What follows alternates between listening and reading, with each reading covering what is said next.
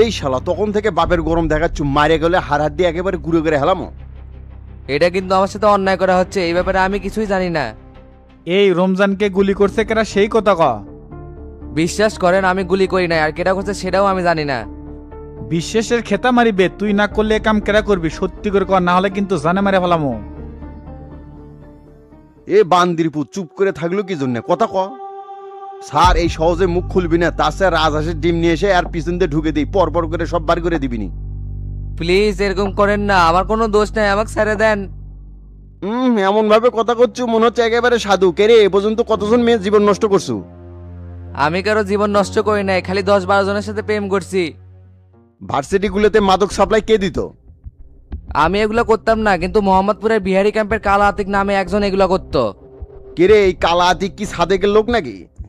হতে পারে, আমি তো এত কিছু জানি না, ওই খালি সাপ্লাই দেয় সেটাই জানি। দেখ রাজা, সবকিছু খোলাসা করে দে, তাহলে তোকে ছেড়ে দেবো, না হলে কোনোদিন তোর বাপের কাছে ফিরতে পারবো না। আর তোর বাপ যতই ক্ষমতাবান লোক হোক, এই শামসুর কাছ থেকে উদ্ধার করতে পারবি না। কথা ক হারামজাদা, মেইন জায়গাতে এসে চুপ করে থাকতেছো কিসব? আপনারা আমাকে মারেন কাটেন যাই করেন, আমি এটাই কমু যে আমি হামলা করিনি। তাহলে কি তোর বাপ অন্য কাউকে দিয়ে করাছে? আমি তো সেটা জানি না। আমি তুই তো তখন থেকে না না করে যাচ্ছে। স্যার তাহলে আর কি করার, মারে ফেলে লাশ গুম করে দেই? না, আগে গুম করার দরকার নাই, মেন ভিকটিমকে আগে খুঁজে বের করতে হবে। খুঁজে পাইলে ওকে শেষ করে দিতে হবে, আর সব দোষ তো পাইলে বেটার উপর চাপে দাও। উনকে ঝাঁকি খায় লাভ নাই, তোর বাপের চাইতে বড় ভিলেন হামরাবে। শাল্লার বেটা রমজানের উপর হামলা করে সারা জীবন জেলের গানি টানামো, বের হতে পারবি না। আমি 24 ঘন্টার মধ্যে ভিকটিমে খুঁজে বের করতে হবে, আর এই শালা কিন্তু এটার সাথে জড়িত নাই। স্যার এক ডিম থেরাপি দিলেই কিন্তু সব স্বীকার করে হলাতো। মানুষের মুভমেন্ট দেখলি বোঝা যায় হামিদ যে ইয়ে কাজের সাথে জড়িত আছে কি নাই। তোপাইলেক সিপিত ফলানোর জন্য এক বানামো ট্রাম কাট, এই জন্য ভিকটিমকে আগে ধরতে হবে। শোনো, একে তুমি অ্যাটেন্ড টু মার্ডারের চার্জশিট করে চালান করে দাও, যাতে কোনোভাবে জামিন না পায়। আর সংবাদ সম্মেলন করে সবকিছু প্রকাশ করে দাও। তাহলে স্যার এটাই ভালো হবে, মেইন ভিক্টিমক ধরে শেষ করে দুমো আর তুভালের বেটাক দুমো ফাঁসে। স্যার এটা করেন না স্যার, আমাকে রাজনীতি বলির পাঠা বানায়েন না। এই রাজনীতির খেলা তো তোর বাপি শুরু করছে, আর চেষ্টা করবি শামসু। এবারের মতো আমাকে ক্ষমা করে দেন, এরপর থেকে এসবের মধ্যে আর জড়াবো না। এ আমি দেখ সামনে থেকে সরাও তো, এর ম্যামও অসহ্য লাগিচ্ছে। আর তোমাকে যা যা বললাম কার্যক্রম শুরু করে দাও। আচ্ছা স্যার ঠিক আছে। হ্যালো সেলিম ভাই, বলেন। কাজ কত দূর হয়েছে, এরা কি মুখ খুললো? রাজা এই হামলা করেনি সেলিম ভাই, অন্য কেউ ফায়দা লওয়ার জন্য এই কাজটা করছে। তাহলে কি করবে, একে কি ছেড়ে দিবা নাকি? সাপের লেজে পাড়া দিয়ে বাচ্চাকে ছাড়বেন, সব দোষ ওর কাঁধে চাপে দিয়ে ভিকটিমের ধর্ম। আর হামিদকে বলছি সংবাদ সম্মেলন করে সবকিছু প্রকাশ করে দিতে, যাতে তোফাইল বাগড়াবাগড়ি না করতে পারে। একদম মাস্টার দিয়ে করছো শামসু, এতে করে তোফাইলের বাঙ্কি ফাইটা যাবি। তা তো যাবি, আমি লাইনে তুলে দিলাম, আপনি ভালোভাবে সাইজ করেন। আচ্ছা ঠিক আছে, আমি সমস্ত জেলার এসপিদের সাথে মিটিং এ বসছি, এটা শেষ করে তোমার সাথে দেখা করতেছি। ঠিক আছে সেলিম ভাই।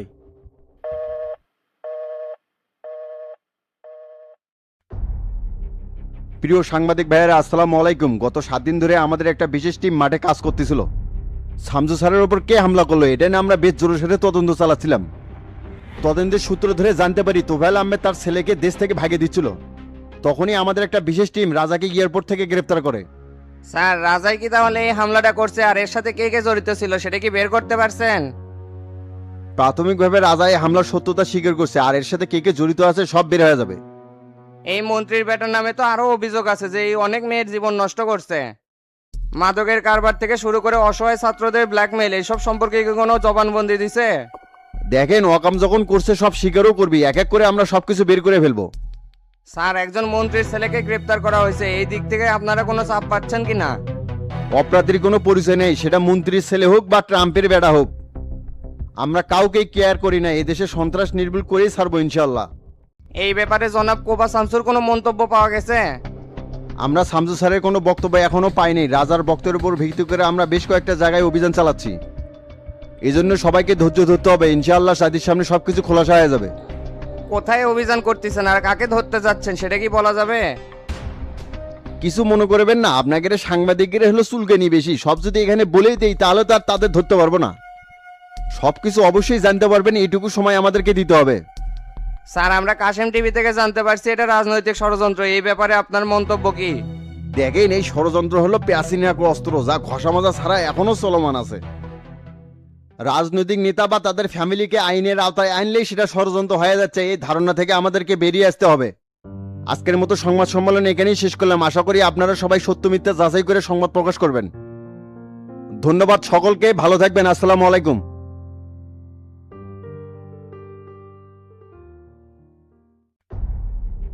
এগুলো সব ষড়যন্ত্র লিডার, আমার ছেলেকে ফাঁসানো হয়েছে। যা রটে তার কিছুটা হলেও বটে। তোমার ছেলে যদি কিছু নাই করতো তাহলে প্রাথমিকভাবে জড়িত থাকার কথা পুলিশ কেমনে বলল? সবকিছু জোর করে বলানো হচ্ছে, রাজা এই কাজ কখনোই করেনি। তুমি সেটা বললেই হবে তোফায়েল, ও তো নিজেই পুলিশের কাছে সবকিছু স্বীকার করছে। আর মিডিয়া যেভাবে পিছনে লাগছে এটা নিয়ে যে কি করে আল্লাহ ভালো জানে। বিশ্বাস করেন লিডার, এগুলো সব ষড়যন্ত্র। রাজাকে কেউ প্রশাসন দিয়ে ফাঁসাচ্ছে। উল্টাপাল্টা কথা বলবে না তোফায়েল, তোমার বেটা যদি ধোয়া তুলসী পাতাই হয় তাহলে দেশ থেকে ভেগে দিচ্ছিল কেন? ভেগে দিব কেন? ওই তো অক্সফোর্ড ইউনিভার্সিটির স্টুডেন্ট, অত ক্লাস শুরু হয়ে গেছে, সেই জন্যই যাচ্ছিল। আসলে লিডার, আমার শঙ্কা ছিল যে শামসুর এই কাহিনী নিয়ে আমার ছেলেকে ফাঁসে দিতে পারে, এই জন্য ওকে আগে ভাগে পেটে দিচ্ছিলাম। ভেরি স্যাড, এখন তো বিরোধী দলেরা জনতা পার্টিকে এটা নিয়ে ধুয়ে দিবে, এমনিতেই তারা ছল খুঁজতেছিল। আর আপনি সেলিমকে বলেন আমার ছেলেকে যাতে ছেড়ে দেয়, আর এটা নিয়ে যাতে বেশি বাড়াবাড়ি না করে। আমি বারবার বলতেছি লিডার, আমার ব্যাটার যদি কোনো ক্ষতি হয় তাহলে আমি কাউকে ছেড়ে কথা বলবো না। হাউ ডিয়ার ইউ তোফায়েল, কাউকে ছেড়ে কথা বলবা না মানে তুমি কি বোঝাতে চাচ্ছ? তুমি দলের একজন গুরুত্বপূর্ণ ব্যক্তি হয়ে সরকারকে হুমকি দিচ্ছ নাকি? এখানে হুমকি দেওয়ার কিছু নাই লিডার, আপনারা বুঝতে পারছেন না যে এই সব কিছুর পিছনে কলকাটি নাড়িচ্ছে ওই শামসু। অকাম করে শামসুর ঘাড়ের দোষ চাপে দেওয়া তোমাদের স্বভাবে পরিণত হয়ে গেছে। এর আগেও নানা অপকর্ম নিয়ে তুমি আর তোমার ছেলে মিডিয়ার হেডলাইন হয়ে থাকলা। রাষ্ট্রের সর্বোচ্চ পদে থেকে এগুলো করলে দলের সম্মান কোথায় যায় বলো তো? এমন ভাবে কথা বলেন লিডার, মনে হচ্ছে সবাই ধোয়া তুলসী পাতা আর আমি হচ্ছি নাটের গুরু। আপনারা এই সামান্য বিষয়টা বুঝতে পারতেছেন না। আমাকে হ্যারাসমেন্ট করতে পারলে তো শামসু নতুন দল প্রতিষ্ঠা করতে পারে। এই সুযোগটা তো তোমরাই করে দিছো, না হলে কোন সাহসে নতুন দল গঠন করে? আর এখন যখন ও সবকিছু করেই ফেলেছে তুমি কি ওকে বাধা দিতে পারবা?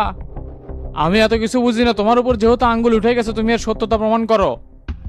আচ্ছা ঠিক আছে, আমার সমস্যা যখন হচ্ছে আমাকেই দেখতে হবে।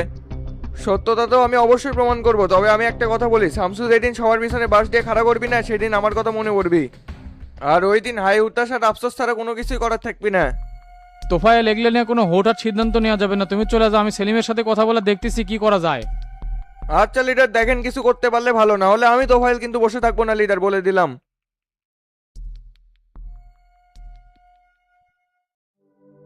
চাচা, কিরে হারামজাদা, কি খবর? ওকে মেমো করছি কি জন্য?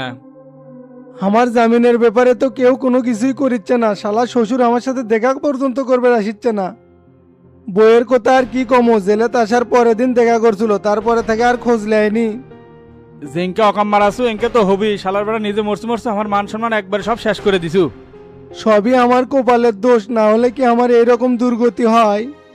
হসে আর নাটক করা লাগবে না, তে তোর শ্বশুর কোনো উকিলই ধরে নাই। কেমনে কমো কাক ধরছে, তাই তো দেখা করবেরই আসে না। আচ্ছা কাল ফটিক দেখা করে আসি, অক কয়ে দেবনি তোর শ্বশুর সাথে দেখা করে জামিনের ব্যবস্থা করে দিবিনি। সেটাই করেন চাচা, আমি আর এই জেলের মধ্যে থাকতে পারছি না। চুদির বেটা, মনে হচ্ছে শ্বশুর বাড়ি যাচ্ছ, আরাম এসে থাকবো না। এই জেলে কি কেউ ভালো আছে রে? চুদুন তো খাওয়া লাগবি। চিন্তা করিস না, একটা ব্যবস্থা করে দুমইনি। এখন যে সকল বন্দি ভাইদের নাম ঘোষণা করা হচ্ছে তাদের প্রত্যেকেরই সাক্ষাৎ। রফিক হাওলাদার পিতা শফিক হাওলাদার গাবতলী, তোতা মিয়া পিতা খবিরউদ্দিন শাহজাহানপুর শোলদুগরি। আপনারা প্রত্যেককে কেস কার্ড নিয়ে 10 মিনিটের মধ্যে ক্যাশ টেবিলে চলে কাম আসেন। না সারলো তো, তার সাথে দেখিচ্ছি 2 দিন পর পরই লোকজন দেখা করবে আসিচ্ছে রে। মনে হচ্ছে ডন আছে, আর গতকাল তো তোতা ভাইয়ের ওকালতনামাও আছে। এর ভাবসাব দেখে মনে হচ্ছে আপনার আগে মনে হয় জামিলে বাইরে হয়ে যাবি। তো তাহলে আলগা সেনা তলে তলে বহুত লাইন ঘাট করছে। এ বাটলে দোকান থেকে আমার জন্য একটা বাবা যা পান লিয়াই তো। সকালবেলা কি খাবার দিছে, খাইয়া জিভা কেমন কেম্বা কেম্বা করছে। আচ্ছা ঠিক আছে চাচা, আমি আনতেছি।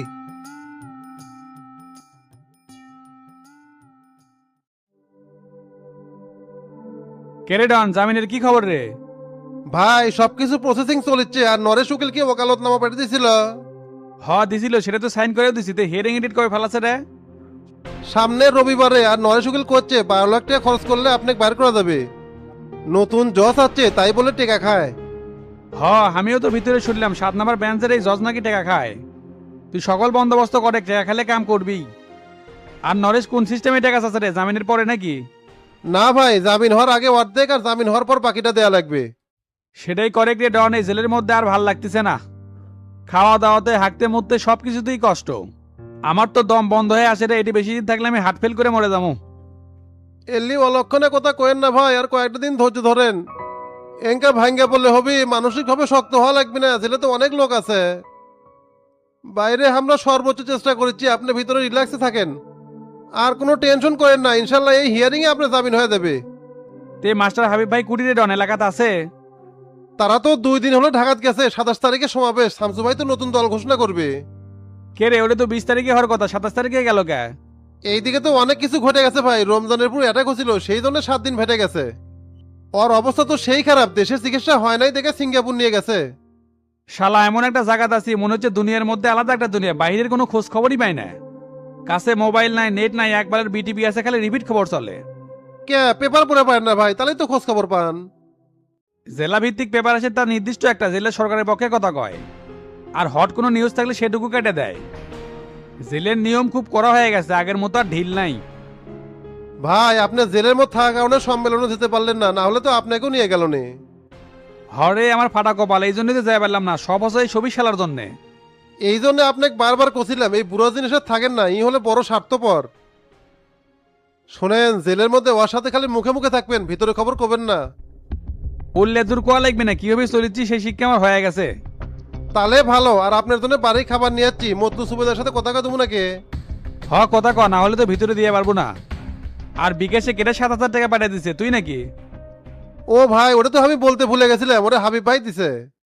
হাবিব ভাই মিশাই আগে ভুল বুঝছি রে, এই লোক খুব আমাকে ভালোবাসে। সবাই আপনাকে ভালোবাসে ভাই, ভুল তো করছিলেন শফিকের সাথে মিল দিয়ে। সেই ভুলের খেসারতি তো এখন দিচ্ছি। শোন, বাচ্চুর কাছে আমার 5 লাখ টাকা আছে, এই মাসে 28 তারিখে দেওয়ার কথা আছে, তুই ওটা নিয়ে নিস। আর আমার রুমের আলমারির ড্রয়ারের মধ্যে আছে 2 লাখ। তাহলে তো ভাই 7 লাখ হলো, আর 5 লাখ কোথা থেকে ম্যানেজ করবো? ওটা মাস্টারের কাছ থেকে নিস, ভাই হয়ে আমি দিয়ে দেবনি। আচ্ছা ঠিক আছে ভাই, আর কিছু কবেন? না রে, আর কি কমো, তুই সাবধানে থাকিস, আর যত তাড়াতাড়ি পারিস আমাকে বাই কর। ঠিক আছে ভাই।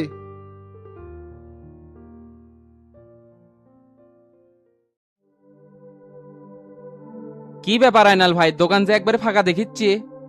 টাকা পয়সা নাই রে গোল্লা, কেমনে মাল তুলি, লোকজন এসে খালি ঘুরে যাচ্ছে। কে তোমার জিন বাবা হাজির করো, তাহলে তো টাকা পয়সা পাওয়া যাবে নি। এমিদেন সুযোগ পেয়ে ভালোই টিটকে মারছো না? ঠিকই তো কছি, লোভে পরে ফয়েজ মারারা খেলে না খেলে কিংকে হলো নি। কে ভাই তোমার দাঁত জ্বালবো গোলাপি ভাবি কিছু কয়নি? তোরা সকিল মিলে আমার সাথে যা শুরু করছো রে, আমার তো আত্মহত্যা ছাড়া কোনো পথ দেখেছি না। আত্মহত্যা যে করবে সেই মুরত তোমার নাই। এ চোসর মিশে এক কথা কোষ, এমনিতেই তার বড় একটা ক্ষতি হয়ে গেছে, তার মধ্যে আবার টিটকারি মারিচ্ছু। লোকটা যে ভালো না, টাকা গোলাপ ব্যাংকে রেখে আসলে তো এই ক্ষতিগুলো হলো নি না। কোটি থমরে, আমার যে কোনো ব্যাংক অ্যাকাউন্ট নাই। কে মাস্টার চাচার অ্যাকাউন্টে তুলেই তো হলো নি, পরে সময় হলে তুলে নিলেনি। মাস্টার চাচার কাছে টাকা থমু এই কথা কয়ে তো বইয়ের থেকে ফাঁকি দিয়ে টাকা নিয়ে গেছিলাম। তোমরা যে ভাবিক দোষ দাও তাই তো লোক ভালো, তোমার আচরণের জন্যই তো চোদন দেয়।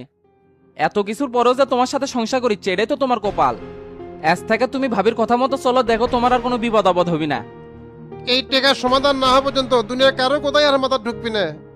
গতকাল হাবিব ভাই ফোন দিলাম, এখন পর্যন্ত বিষয়টা শামসু ভাই জানায় নাই। এইদিকে পুলিশের কোনো গুরুত্ব নাই, তো কলাম সব থানার যাই, তুইও গেল না। হামাগরে কথার তো মূল্য দিবি না, জিটি করার দিন এসআইয়ের কথা শুনেই বুঝছি। তুমি ভাই অস্থির হয় না তো, এই বিষয়টা নিয়ে আমি টেরা ভাইয়ের সাথে কথা করছি। আর মাস্টার চাচা আসলে পারে তাক থেকে কিছু টাকা নিয়ে তোমার দোকানে মাল তুলে দেওয়ার ব্যবস্থা করবো নি। তাহলে ভাই সেই উপকার হলো নি, সংসারটাতে কিরমকে চালাচ্ছি সেটা একমাত্র আমি জানি। এ এত টেনশন করো না তো, বিষয়টা আমি দেখমুনি। এ মিজান চ, সেই সকালে বাড়াছি, বাড়িতে কেউ নাই। আচ্ছা ভাই চলেন।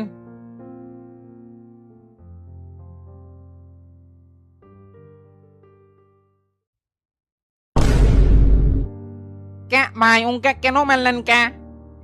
এ চোসর, সকালবেলা খেলা দেখলু না কে, সেই জন্যই তো মারছি। আপনি যে আরো কথা ভাই, ঘুম নষ্ট করে হলে পচা দলের খেলা দেখবো। শালাক লাথি মেরে একবার গাড়ির থেকে ফেলে দেবো। কালকে তো গান গা ঠিকই টিটকারি মারলো, আজকে কি হলো? 3টে ভরে দিছে স্কটল্যান্ডে, আবার শেষের দিকে নেইমারও নাম ছিল, খেলা তো সেই জন ছিল রে। বুঝছি, দুর্বল দলের সাথে পড়ছেন তো এই জন্য 3টা দিছেন, আবার জার্মানির সাথে পরে দেখেননি 7 আপ খাওয়া লাগবে নি।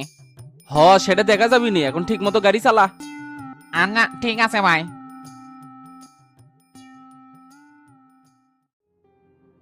কিরে তো তা কেডো দেখা করবে রাখছিল, ডন নাকি? হ চাচা, ডনই দেখা করবে রাখছিল। তোর জামিনের বিষয়ে তোর জোর চলিচ্ছে নাকি? না বুড়োকে নরেশের কথা কোয়া যাবে না, এই শালা নজর দোষ আছে। জামিনের বিষয়ে তোর যত চলবি চাচা, আর ডন বাড়ির খাবার নিয়ে যাচ্ছিল। তাহলে তো আজকে পেট ভরে খাওয়া যাবি রে, জেলের খাবার আমার নারে আর সহ্য হচ্ছে না। হাই রে মোটা চাল, তরকারি কোনো স্বাদ নাই, কেমন জানি ফেসকা ফেসকা গন্ধ। কিছুই করার নাই চাচা, বাড়ির খাবারটা ভেতরে ঢুকুক, একসাথে মিলা খামনি।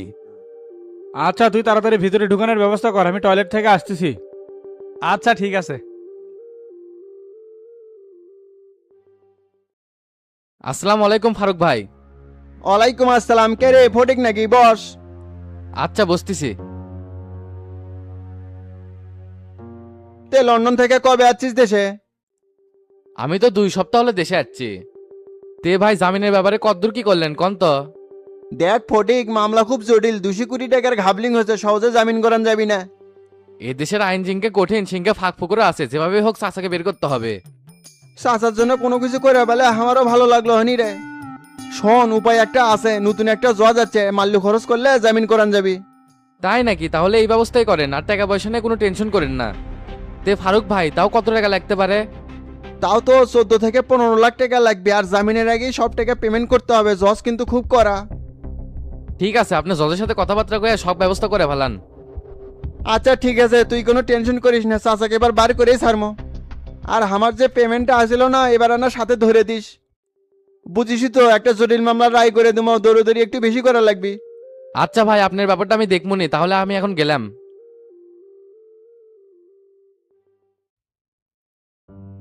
কে চাচা, আপনারা কি খাওয়া দাওয়া করছেন? হ, একটু আগেই করলাম। তে শামসু, পরে কি হলো? হামলাকারী কি খুঁজে পাওয়া গেল? খোঁজ চলতিছে, অসিরি ধরা পড়বি। এবার পেলে আর সারাসারি করার দরকার নাই, একেবারে শেষ করে দেওয়া লাগবে। নিউজে তো দেখলাম তোফাইলের ব্যাটাক নাকি এই কারণেই ধরছে। এটা রাজনৈতিক খেলা হাবিব ভাই, ওই শালা বেশি ক্ষমতা দেখাছিল তো, সেই ক্ষমতার গেরাকলেই তোফাইল এক ফাঁসাছি। ইমেজ নষ্ট হলে কেমনটা চলে সেটা এবার তুমি বুঝতে পারবি। যেটাই করো শামসু, সাবধানে, যাতে তোমার কোনো ক্ষতি না হয়। আল্লাহ রহমতে শত্রুরা আমার কোনো ক্ষতি করতে পারবি না চাচা। ইনশাল্লাহ একদিন আমি বাংলাদেশের সুশাসন আর ন্যায় প্রতিষ্ঠা করেই ছাড়বো। আল্লাহ তোমার মনের আশা পূরণ করুক। তে শামসু, বগুড়া জেলার জনতা পার্টির কমিটির তাহলে কি হবে? যেমন আছে তেমনই চলুক, যখন পদত্যাগ করতে বলবো তখন করেন। আর তলে তলে আপনারা সংগঠন চাঙ্কা করেন, বিশ্বাস তো কিন্তু সবাই হয় না, করে নিতে হয়।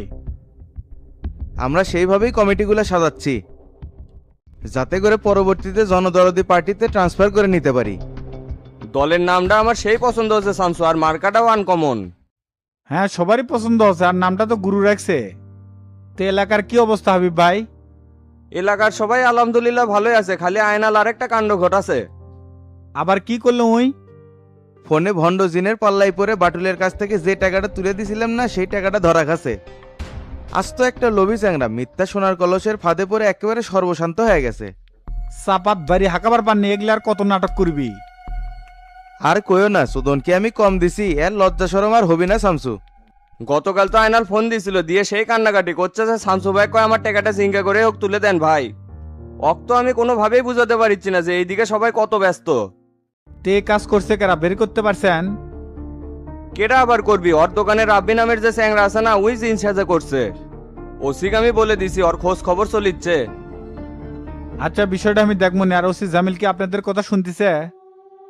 হ, লোক তো ভালো আছে, আমাদের সাথে কমিউনিকেশন করেই সব কাজ করিচ্ছে।